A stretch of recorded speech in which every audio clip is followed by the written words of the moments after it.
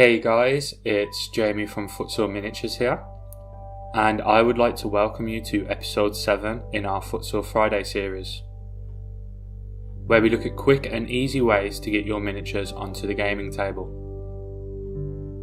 Today's video, we will be looking at some easy special effects we can add to weather our figures and add narrative. These effects are subjective. Some painters like them, others do not. And there may be situations where I do these and others where I do not use them. It is important to use these to your own tastes. And as per the rest of the series, do not treat this video as a rule, but rather as a toolkit we can draw upon as painters. This video directly follows from the previous, where we varnish the minis. You want to do these effects after varnishing, as these effects will be matte satin or gloss. As in last week's episode, we want to use these different finishes to create contrast and interest. You can see an example of this on the priest, where the dust is extremely matte in comparison to the rest of the miniature. This draws attention and is an interesting transition. The same can be said for the blood effects, which are extremely gloss, creating a visual focal point.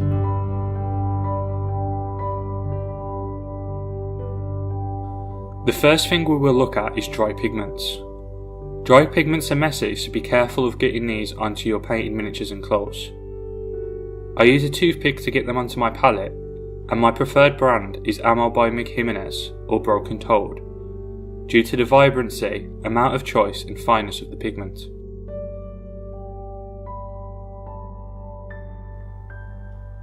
For the priest, I want his robes to look extremely dusty, like he has been on a long pilgrimage, and I want his paint job to reflect that. I always recommend using 2 or 3 pigment tones, rather than a single one, as it is more realistic and interesting to have more colours present.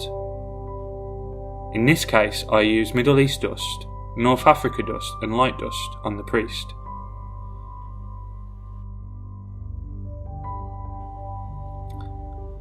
These pigments will also be used on his base, so I am thinking ahead with creating my narrative. The story behind a character should influence our choices when painting and weathering them. I use a dry brush to add the pigment, simply layering it on. If I do not like it, I can remove it with a brush and water. Until the pigment has been sealed with matte varnish or pigment fixer, it is reversible, which is one of my favourite reasons for using it.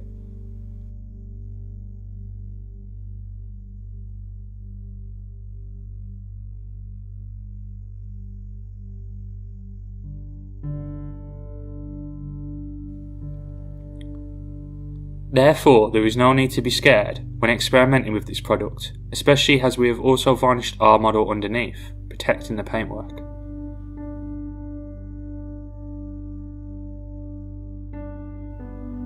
Once I am happy with the amount of pigment and the different colours present, I take Ammo's pigment fixer and apply it using another brush.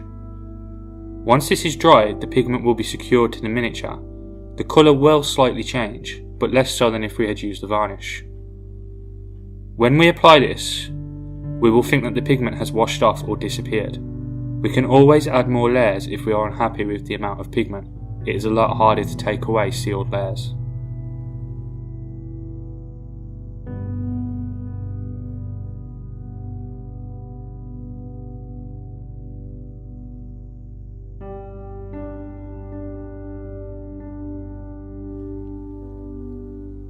I use the same process with dark earth and Europe earth pigments to add stains and mud to the cloak of the one Irish hero, to show how this can be used elsewhere rather than just in the desert.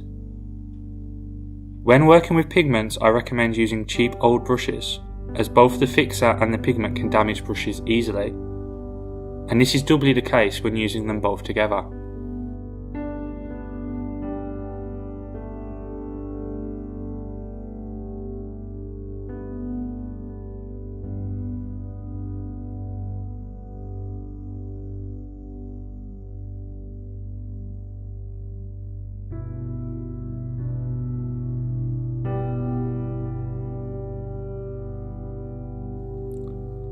The other Irish hero is going to be mounted on a winter base.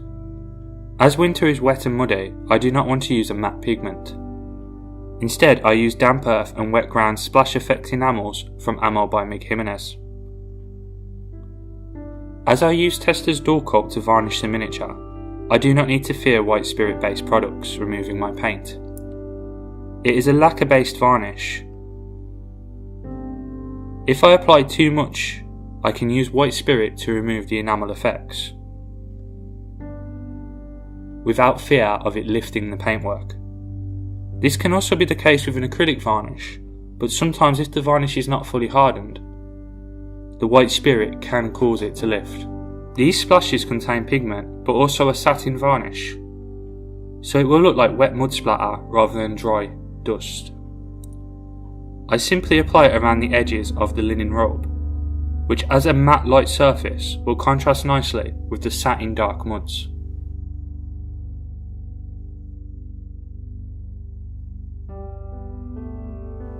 Blood effect is a very popular tool in a modeller's arsenal, especially if done properly with a gloss product. I like to use Citadel's Blood for the Blood God due to its ease of use. Be sure to shake this product before using it, as the medium and pigments separate quite easily when it is left sitting on the side. I like to use 2 layers of blood. The first is Blood for the Blood God mixed with black ink. Blood will congeal and turn dark quickly, so I apply this on a large surface area.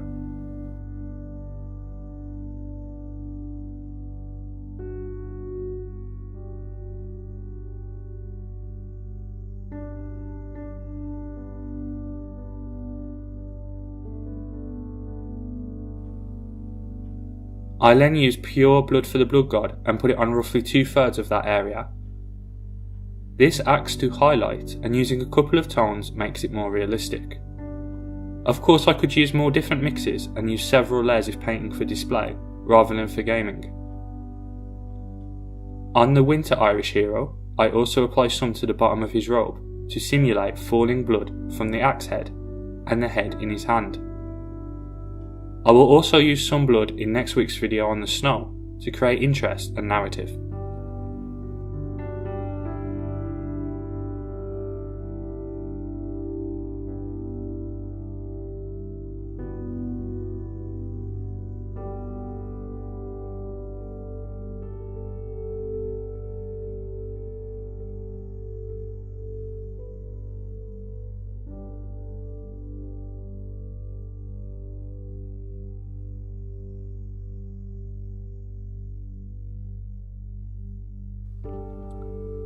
The final technique I would like to show is a super easy one. It involves using the Citadel Technical Oxide to create verdigris.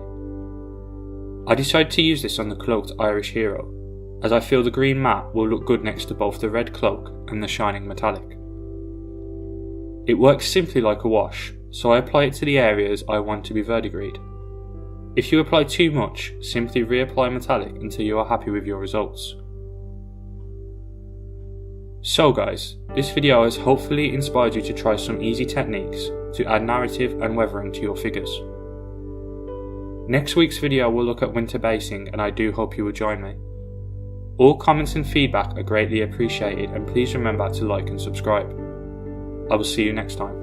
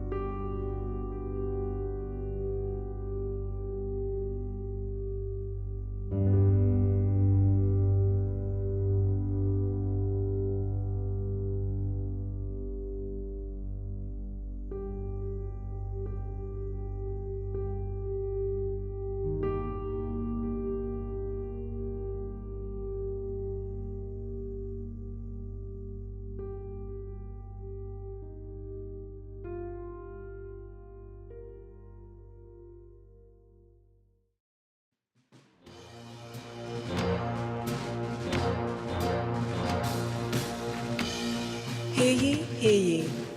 Footsore Miniatures, 28mm historical miniatures.